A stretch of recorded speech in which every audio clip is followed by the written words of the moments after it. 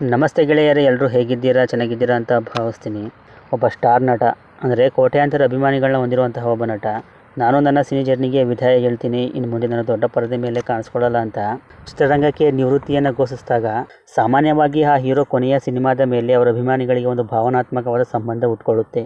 ಪ್ರತಿ ಸಲ ಆ ಹೀರೋ ಸಿನಿಮಾ ರಿಲೀಸ್ ಆದಾಗ ಥಿಯೇಟರ್ ಮುಂದೆ ಬ್ಯಾನರ್ ಕಟ್ಟಿ ಹಾಲಿನ ಅಭಿಷೇಕ ಮಾಡಿ first day first show ticket ತಗೊಂಡು ಸಿನಿಮಾ ನೋಡಿ ಜೈಕಾರ ಆಗ್ತಂತಹ ಅಭಿಮಾನಿಗಳಿಗೆ ನಾನು ಇಷ್ಟಪಡೋ ಹೀರೋದು ಇದು ಕೊನೆಯ ಸಿನಿಮಾ ಅಂದಾಗ ಅವನಲ್ಲಿ ಒಂದು ಎಮೋಷನ್ ಬಿಲ್ಡ್ ಆಗಿರುತ್ತೆ. ಈ ಥರದ ಒಂದು ಸಿಚುವೇಶನ್ನ ಫೇಸ್ ಮಾಡಿದವರು ತಲಪತಿ ವಿಜಯರವರ ಅಭಿಮಾನಿಗಳು. ವಿಜಯರವರು ತಮ್ಮ 18ನೇ ವಯಸ್ಸಿನಲ್ಲೇ ಹೀರೋ ಆಗಿ ತಮಿಳು ಚಿತ್ರರಂಗಕ್ಕೆ ಎಂಟ್ರಿ ಆದವರು. ಅದಕ್ಕಿಂತ ಮುಂಚೆ ಸುಮಾರು 6 ಸಿನಿಮಾಗಳಲ್ಲಿ ಚೈಲ್ಡ್ ಆ್ಯಕ್ಟರ್ ಆಗಿ ಆ್ಯಕ್ಟ್ ಮಾಡಿರ್ತಾರೆ. 90ರ ದಶಕದಿಂದ ಸಿನಿಮಾಗಳನ್ನು ಮಾಡಿ ಸಾಕಷ್ಟು ಅಭಿಮಾನಿಗಳನ್ನು ಪಡ್ಕೊಂಡು ಸೌತ್ ಇಂಡಿಯಾ ಫಿಲ್ಮ್ ಇಂಡಸ್ಟ್ರಿಯಲ್ಲಿ ರಜನಿಕಾಂತ್ ಅವರನ್ನು ಬಿಟ್ಟರೆ ನೆಕ್ಸ್ಟ್ ಇವರೇ ಅನ್ನೋ ಥರ ಬೆಳೆದವರು ಇವರು. ಇವರ ಸ್ಟೈಲ್ ಆ್ಯಕ್ಟಿಂಗ್ ಮಾಡಬೇಕಾದ್ರೆ ಇವರ ಮ್ಯಾನರಿಸಮ್ಗೆ ಸಪ್ರೇಟಾಗಿ ಅಭಿಮಾನಿ ಬಳಗವೇ ಇದೆ. ಅದರಲ್ಲೂ ಡ್ಯಾನ್ಸ್ ಫೈಟ್ ಅಂತ ಬಂದಾಗ ಕೂಡ ಅಭಿಮಾನಿಗಳಿಗೆ ಇಂಪ್ರೆಸ್ ಮಾಡ್ತಾಯಿದ್ರು. ಇಂಥ ಒಬ್ಬ ನಟ ಕಂಪ್ಲೀಟಾಗಿ ರಾಜಕಾರಣಕ್ಕಿಳಿದು ತನ್ನದೇ ಆದ ಒಂದು ಪಕ್ಷವನ್ನು ಕಟ್ಟಿ ಇನ್ನು ಮುಂದೆ ನಾನು ಸಿನಿಮಾ ಮಾಡಲ್ಲ, ಇದೇ ನನ್ನ ಕೊನೆಯ ಸಿನಿಮಾ ಅಂತ ಹೇಳಿದಾಗ ಆ ಸಿನಿಮಾಗೆ ಉಟ್ಕೊಳ್ಳುವಂತಹ ಕ್ರೇಜನ್ನು ಊಹೆ ಮಾಡೋಕ್ಕೆ ಸಾಧ್ಯನಾ? ಅಂಥದ್ರಲ್ಲಿ ಒಂದು ರೀಮೇಕ್ ಸಬ್ಜೆಕ್ಟ್ ತಂದಿರೋದು ಎಷ್ಟರ ಮಟ್ಟಿಗೆ ಸರಿ? ನಮ್ಮ ಹೀರೋ ಕೊನೆಯ ಸಿನಿಮಾ ಅಂತ ಒಂದು ಎಮೋಷನ್ ಇಟ್ಕೊಂಡು ಸಿನಿಮಾ ನೋಡಲು ಬಂದ ಅಭಿಮಾನಿಗಳಿಗೆ ಬೇರೆ ಯಾವ ಹೀರೋ ಮಾಡಿದ್ದ ಪಾತ್ರದಲ್ಲಿ ಅವರ ಹೀರೋ ತೋರಿಸಿದ್ರೆ ಬೇಜಾರಾಗಲ್ವಾ? ಈ ಥರ ಎಷ್ಟೋ ಅಭಿಮಾನಿಗಳಿಗೆ ಬೇಸರ ಆಗಿರುತ್ತೆ. ಆದರೆ ಅವರು ಹೇಳ್ಕೊಂಡಿರಲ್ಲ ಅಷ್ಟೇ. ಕೊನೆಯ ಸಿನಿಮಾ ಆಗಿರೋದ್ರಿಂದ ಅದನ್ನು ಸೈಡ್ಲಿಟ್ಟು ಸಿನಿಮಾವನ್ನು ನೋಡಿರ್ತಾರೆ. ಆದರೆ ನಾನು ಹೇಳ್ತಿರೋದು ಏನಂದರೆ, ಸಿನಿಮಾ ದೊಡ್ಡ ಮಟ್ಟದಲ್ಲಿ ಹಿಟ್ ಆಗೋ ಥರನಾದರೂ ಮಾಡಬೇಕಿತ್ತು ಅಲ್ವಾ? ಒಂದು ಯೂನಿಕ್ ಕಂಟೆಂಟ್ ಚೂಸ್ ಮಾಡಿ ಸರಿಯಾದ ರೀತಿಯಲ್ಲಿ ವಿಚಾರವನ್ನು ಬಳಸ್ಕೊಂಡು ಒಂದೊಳ್ಳೆ ಸ್ಟ್ರೈಟ್ ಸಬ್ಜೆಕ್ಟ್ ಮಾಡಿದರೆ ಸಿನಿಮಾ ದೊಡ್ಡ ಮಟ್ಟದಲ್ಲಿ ಹಿಟ್ ಆಗ್ತಾಯಿತ್ತು. ಆಗ ಫ್ಯಾನ್ಸ್ಗಳಿಗೂ ಕೂಡ ಸ್ಯಾಟಿಸ್ಫ್ಯಾಕ್ಷನ್ ಆಗ್ತಾಯಿತ್ತು. ಹೇಗಿದ್ದರೂ ತಮಿಳು ಇಂಡಸ್ಟ್ರಿಯಲ್ಲಿ ಇದುವರೆಗೆ ಯಾವ ಸಿನಿಮಾ ಕೂಡ 1000 ಕೋಟಿ ಮಾಡಿಲ್ಲ. ವಿಜಯರವರ ಕೊನೆಯ ಸಿನಿಮಾ ಈ ಸಾಧನೆ ಮಾಡಿದರೆ ಅಭಿಮಾನಿಗಳಿಗೆ ಖುಷಿ ಆಗ್ತಾಯಿತ್ತು. ಅದನ್ನು ಬಿಟ್ಟು ಈ ಕಾಲದಲ್ಲಿ ರೀಮೇಕ್ ಮಾಡಿದರೆ ಅದು ಹೇಗೆ ವರ್ಕೌಟ್ ಆಗುತ್ತೆ ಹೇಳಿ? ಇವತ್ತಿನ ಆಡಿಯನ್ಸ್ಗಳು ಒಂದು ಅವರೇಜ್ ಸಿನಿಮಾ ಅಥವಾ ಎಬೋ ಅವರೇಜ್ ಸಿನಿಮಾ ಅಂತ ಬಂದಾಗ ಕೂಡ ಅದನ್ನು ಒಪ್ಕೊಳ್ತಾ ಇಲ್ಲ. ಯೂನಿಕ್ ಸಬ್ಜೆಕ್ಟ್ಗೇನೆ ಅವರು ಬೆಲೆ ಕೊಡ್ತಾ ಇರೋದು. ಜನನಾಯಕನ್ ವಿಜಯರವರ ಕೊನೆಯ ಸಿನಿಮಾ ಆಗಿರೋದ್ರಿಂದ ಫಸ್ಟ್ ಡೇ ಅಭಿಮಾನಿಗಳು ಸೇರಿದಂತೆ ಸುಮಾರು ಜನ ಸಿನಿಮಾವನ್ನು ನೋಡಿದ್ರು. ಒಂದೊಳ್ಳೆ ಕಲೆಕ್ಷನ್ ಆಯಿತು. ಒಂದು ಲೆಕ್ಕದಲ್ಲಿ ಈ ಕಲೆಕ್ಷನ್ ಕೂಡ ಕಡಿಮೆಯೇ, ಯಾಕೆಂದರೆ ಎಕ್ಸ್ಪೆಕ್ಟೇಷನ್ ಬೇರೆಯೇ ಇತ್ತು ಬಿಡಿ. ಇದಕ್ಕೆ ಕಾರಣ ಪ್ರಮೋಷನ್ ಅನ್ಬಹುದು. ವಿಜಯರವರನ್ನು ಬಿಡಿ, ಅವರು CM ಆದಮೇಲೆ ಅವರದ್ದೇ ಆದ ಕೆಲಸಗಳು ತುಂಬಾ ಇರ್ತವೆ. ಈ ಟೈಮಲ್ಲಿ ಸಿನಿಮಾ ಪ್ರಮೋಷನ್ ಮಾಡಿ ಅಂತ ಪ್ರೊಡ್ಯೂಸರ್ ಕೂಡ ಕೇಳೋಕ್ಕೆ ಆಗಲ್ಲ. ಈ ಸಿನಿಮಾ ಜನವರಿಯಲ್ಲಿ ರಿಲೀಸ್ ಆಗಿದ್ದರೆ ಆವಾಗ ಬೇಕಾದರೆ ವಿಜಯ್ ಅವರು ಪ್ರಮೋಷನ್ ಮಾಡಿಕೊಟ್ಟಿರೋರು. ಆದರೆ ಈಗ ಅದು ಸಾಧ್ಯವಿಲ್ಲ. ವಿಜಯ್ ಅವರನ್ನು ಬಿಟ್ಟು ಸಿನಿಮಾ ತಂಡ ಆದರೂ ಪ್ರಮೋಷನ್ ಮಾಡಬಹುದಾಗಿತ್ತು ಅಲ್ವಾ? ಸಿನಿಮಾದಲ್ಲಿ ಆ್ಯಕ್ಟ್ ಮಾಡಿರೋ ಬೇರೆ ಕಲಾವಿದರನ್ನು ಇಂಟರ್ವ್ಯೂ ಮಾಡಿ ಪ್ರೀ ರಿಲೀಸ್ ಈವೆಂಟ್ಗಳನ್ನು ಮಾಡಿ ಹೀಗೆ ಪ್ರಮೋಷನಲ್ ಆ್ಯಕ್ಟಿವಿಟೀಸ್ಗಳನ್ನ ಸಿನಿಮಾ ತಂಡನಾದರೂ ಮಾಡಬೇಕಾಗಿತ್ತು. ಆದರೆ ಅದು ಕೂಡ ಆಗಿಲ್ಲ. ಹಾಗಾಗಿ ಸಿನಿಮಾದ ಮೊದಲ ದಿನದ ಕಲೆಕ್ಷನ್ ಎಕ್ಸ್ಪೆಕ್ಟೇಷನ್ನ ರೀಚ್ ಆಗಲಿಲ್ಲ. ಮೊದಲ ದಿನದ ಕಲೆಕ್ಷನ್ ನಮ್ಮ ಕರ್ನಾಟಕದಲ್ಲಿ 11.25 ಕೋಟಿ. ವಿಜಯರವರ ಲಿಯೋ ಅನ್ನೋ ಸಿನಿಮಾ ಮೊದಲ ದಿನ ಕರ್ನಾಟಕದಲ್ಲಿ 14 ಕೋಟಿ ಕಲೆಕ್ಷನ್ ಮಾಡ್ಕೊಂಡಿತ್ತು. ಅದು 2023ರಲ್ಲಿ. 3 ವರ್ಷದ ಹಿಂದೆಯೇ ವಿಜಯರವರ ಸಿನಿಮಾ ಕರ್ನಾಟಕದಲ್ಲಿ ಮೊದಲ ದಿನ 14 ಕೋಟಿ ಕಲೆಕ್ಷನ್ ಮಾಡುತ್ತೆ ಅಂದರೆ ಜನನಾಯಕನ್ ಕನಿಷ್ಠ ಪಕ್ಷ 20 ಕೋಟಿಯಾರು ಮಾಡಬೇಕಾಗಿತ್ತು. ಆದರೆ ಅದು ಆಗಲಿಲ್ಲ. ಕರ್ನಾಟಕದಲ್ಲಿ ಕಲೆಕ್ಷನ್ ಡ್ರಾಪ್ ಆಗಲು 2 ಕಾರಣ ಇದೆ. ಒಂದು, ಸರಿಯಾದ ರೀತಿಯಲ್ಲಿ ಪ್ರಮೋಷನ್ ಆಗಿಲ್ಲ. ಇನ್ನೊಂದು, ಕಾವೇರಿ ಗಲಾಟೆ ಸಂದರ್ಭದಲ್ಲಿ ಸಿನಿಮಾ ರಿಲೀಸ್ ಆದದ್ದು. ಪ್ರೊಡ್ಯೂಸರ್ ನಮ್ಮ ಕನ್ನಡದವರೇ ಆಗಿರೋದ್ರಿಂದ ಇದರ ಬಗ್ಗೆ ಸ್ವಲ್ಪ ಗಮನ ಹರಿಸಬೇಕಾಗಿತ್ತು ಅನ್ನೋದು ನನ್ನ ಅಭಿಪ್ರಾಯ. ಮೊದಲ ದಿನ 11 ಕೋಟಿ ಮಾಡಿದರೆ 2ನೇ ದಿನ ಕಂಪ್ಲೀಟಾಗಿ ಬಿದ್ದೋಯ್ತು ಕಲೆಕ್ಷನ್. 2ನೇ ದಿನ ಮಾಡಿರೋದು ಕರ್ನಾಟಕದಲ್ಲಿ 3.22 ಕೋಟಿ. 3ನೇ ದಿನ, 4ನೇ ದಿನ, 5ನೇ ದಿನ, 6ನೇ ದಿನ ಕಳೆದ ಮೇಲೆ ಕಲೆಕ್ಷನ್ ಕೋಟಿಯಿಂದ ಲಕ್ಷಕ್ಕೆ ಇಳಿದಿದೆ. ಕರ್ನಾಟಕದಲ್ಲಿ ಕಲೆಕ್ಷನ್ ಡ್ರಾಪ್ ಆಗಲು ಕಾರಣ ಇದೆ ಬಿಡಿ, ಆದರೆ ತಮಿಳುನಾಡಿನಲ್ಲೂ ಕೂಡ ಕಲೆಕ್ಷನ್ ಡ್ರಾಪ್ ಆಗಿದೆ. ಇದಕ್ಕೆ ಕಾರಣ ಏನು? ಇದಕ್ಕೆ ಕಾರಣ ವಿಜಯರವರ ಕೊನೆಯ ಸಿನಿಮಾ ಅನ್ನೋ ಅಭಿಮಾನಿಗಳ ಎಮೋಷನನ್ನು ರಾಜಕೀಯದ ಲಾಭಕ್ಕಾಗಿ ಬಳಸ್ಕೊಂಡಿದ್ದು. ಗೆಳೆಯರೇ, ನೀವು ಸಿನಿಮಾ ನೋಡಿದ್ರೆ ನಿಮಗೆ ಗೊತ್ತಾಗುತ್ತೆ, ಸಿನಿಮಾದಲ್ಲಿ ಕಂಪ್ಲೀಟ್ ಪೊಲಿಟಿಕ್ಸೇ ತುಂಬೋಗಿದೆ. ಫ್ಯಾನ್ಸ್ಗಳಿಗೆ ಬೇಕಾದ ಮಾಸ್ ಡೈಲಾಗ್, ಆಕ್ಷನ್, ಡ್ಯಾನ್ಸ್ ಎಲ್ಲವನ್ನು ಸೇರಿಸಿ ಪಕ್ಷದ ಪ್ರಚಾರ ಮಾಡುವ ಕೆಲಸ ನಡೆದಿದೆ ಸಿನಿಮಾದಲ್ಲಿ ತಲಪತಿ ವಿಜಯರವರ ಹೆಸರು ಕೂಡ ತಲಪತಿ ವೆಟ್ರೆ ಕಾಂಡಮ್ ಅಂತ, ಅಂದರೆ TVK. ರಿಯಾಲಿಟಿಯಲ್ಲಿ ವಿಜಯರವರ ಪಕ್ಷದ ಹೆಸರು ಕೂಡ TVKನೇ. ಹೀಗೆ ಸಾಕಷ್ಟು ಜನಗಳನ್ನು ಸೆಳೆಯುವ ಕೆಲಸ ಇಲ್ಲಿ ನಡೆದಿದೆ. ಈಗಿರೋದ್ರಿಂದನೇ ಸಿನಿಮಾವನ್ನು ಜನವರಿಯಲ್ಲಿ ರಿಲೀಸ್ ಮಾಡಲು ಅವಕಾಶ ಮಾಡಿಕೊಟ್ಟಿಲ್ಲ ಅನಿಸುತ್ತೆ.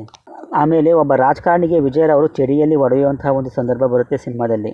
ವಿಜಯ್ ಕೈಗೆ ಆ ಚಡಿ ಕೊಡೋದು MGR ಅವರು. ಅರೆ, MGR ಅವರು ಸಿನಿಮಾದಲ್ಲಿ ಇದ್ದಾರಾ ಅಂತ ನೀವು ಅಂದ್ಕೊಳ್ಬಹುದು.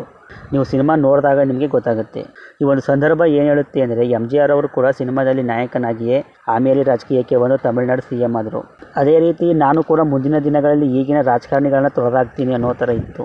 ಆಮೇಲೆ ಅಲ್ಲಿ ವಿಜಯರವರ ಕೈಯಲ್ಲಿ ಏಟು ತಿನ್ನೋದು ಕೂಡ ಒಬ್ಬ ರಾಜಕಾರಣಿ ಪಾತ್ರದಲ್ಲಿರೋ ಪ್ರಕಾಶ್ ರಾಜ್ರವರೇ.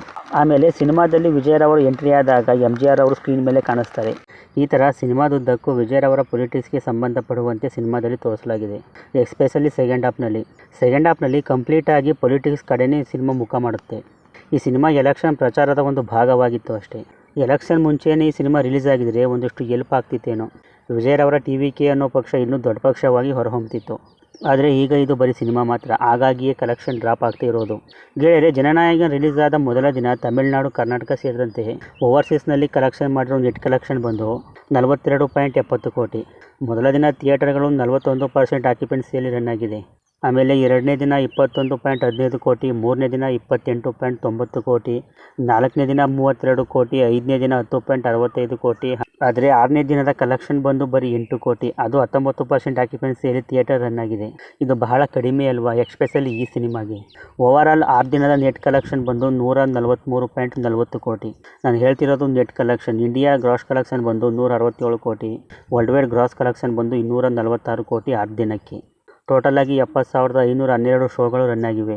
ಗೆಳೆಯರೆ, ಟೋಟಲ್ ಆಗಿ ಈ ಸಿನಿಮಾ 500 ಕೋಟಿ ಹತ್ರ ಬರೋದು ಕೂಡ ಕಷ್ಟ ಅನ್ನಿಸ್ತಾ ಇದೆ.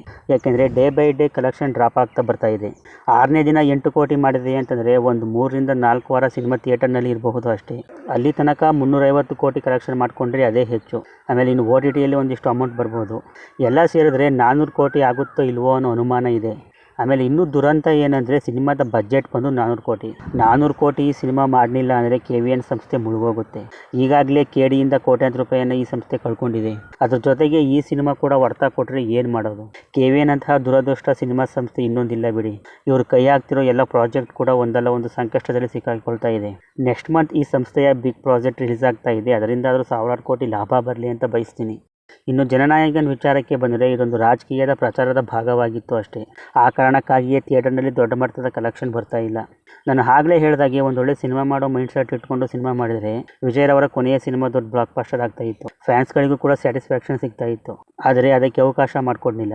ವಿಜಯ್ ಎಂಬ ಒಂದು ಸಣ್ಣ ಗಿಡ ದೊಡ್ಡ ಹೆಮ್ಮರವಾಗಿ ಬೆಳೆಯಲು ಕಾರಣವಾದ ಚಿತ್ರರಂಗಕ್ಕಿಂತ ರಾಜಕೀಯನೇ ಮುಖ್ಯ ಆಗೋಯಿತು.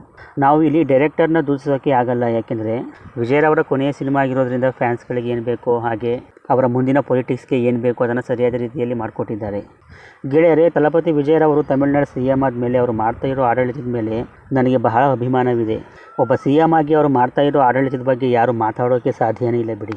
ಈ ಥರದ ಒಬ್ಬ CM ಎಲ್ಲ ರಾಜ್ಯಕ್ಕೂ ಸಿಕ್ಕಿಬಿಟ್ರೆ ನಮ್ಮ ದೇಶ ಬೇಗನೆ ಉದ್ಧಾರ ಆಗೋಗ್ಬಿಡುತ್ತೆ. ನಾನು ಸಿನಿಮಾ ಮತ್ತು ಸಿನಿಮಾ ಇಂಡಸ್ಟ್ರಿಯನ್ನು ಮೈಂಡಲ್ಲಿ ಇಟ್ಕೊಂಡು ಈ ಒಂದು ವಿಡಿಯೋನ ಮಾಡಿದೆ ಅಷ್ಟೇ. ನಮ್ಮ ಕನ್ನಡದ ಪ್ರತಿಷ್ಠಿತ ಸಿನಿಮಾ ಸಂಸ್ಥೆ ಮೇಲೆ ಸ್ವಲ್ಪ ಬೇಸರ ಇದೆ. ನಮ್ಮ ಕನ್ನಡದವರಾಗಿ ಇಟ್ಕೊಂಡು ಕನ್ನಡದಲ್ಲಿ ಸಿನಿಮಾವನ್ನು ರಿಲೀಸ್ ಮಾಡಲಿಲ್ಲ. ಕರ್ನಾಟಕದಲ್ಲಿ ಕಾವೇರಿ ಗಲಾಟೆ ಆಗ್ತಾ ಇದೆ ಅಂತ ಗೊತ್ತಿದ್ರೂ ಕೂಡ ಸಿನಿಮಾವನ್ನು ರಿಲೀಸ್ ಮಾಡಿದ್ರು. ಯಾವುದೇ ಸಿನಿಮಾ ಆದರೂ ಕೂಡ ಮೂಲ ಭಾಷೆಯ ರಾಜ್ಯಗಳನ್ನು ಬಿಟ್ಟರೆ ಆ ಸಿನಿಮಾದ ನೆಕ್ಸ್ಟ್ ಕಲೆಕ್ಷನ್ನೇ ಕರ್ನಾಟಕ. ಅಂಥದ್ರಲ್ಲಿ ಕನ್ನಡದಲ್ಲಿ ಯಾವುದೇ ಪ್ರಚಾರ ಮಾಡಲಿಲ್ಲ. ಈ ಹಿಂದೆ ಒಂಬಾಳೆ ಸಂಸ್ಥೆಯಿಂದ ಬಂದಂತಹ ಸಲಾರ್ಗೆ ಕಂಪೇರ್ ಮಾಡಿ ನೋಡಿದಾಗ ಬೇಸರ ಆಗುತ್ತೆ. ಅದೇನೇ ಇರಲಿ ಬಿಡಿ, ನಮ್ಮ ಕನ್ನಡ, ನಮ್ಮ ಕರ್ನಾಟಕ, ನಮ್ಮ ಸಿನಿಮಾ ಸಂಸ್ಥೆ ಮುಂದೆ ಬರ್ತಾ ಇರೋ ಟಾಕ್ಷಿಕ್ಗೆ ಒಳ್ಳೆಯದಾಗಲಿ ಅಂತ ಬಯಸ್ತೀನಿ. ಈ ವಿಡಿಯೋ ಇಷ್ಟ ಆಗಿರೋ ಒಂದು ಲೈಕ್ ಮಾಡಿ. ನೀವು ಜನನಾಯಕನ್ ಸಿನಿಮಾ ನೋಡಿದ್ರೆ ನಿಮಗೆ ಏನು ಅನ್ನಿಸ್ತು ಅನ್ನೋದನ್ನ ಕಮೆಂಟ್ ಮಾಡಿ ತಿಳಿಸ್ಕೊಡಿ. ಇದೇ ಥರ ವೀಡಿಯೋಗಳಿಗಾಗಿ ಚಾನಲ್ ಸಬ್ಸ್ಕ್ರೈಬ್ ಮಾಡ್ಕೊಳ್ಳಿ. ಫೇಸ್ಬುಕ್ನಲ್ಲಿ ಫಾಲೋ ಮಾಡೋದನ್ನು ಮರಿಬೇಡಿ. ಸಿಗೋಣ ಮುಂದಿನ ವೀಡಿಯೋದಲ್ಲಿ. ಬಾಯ್.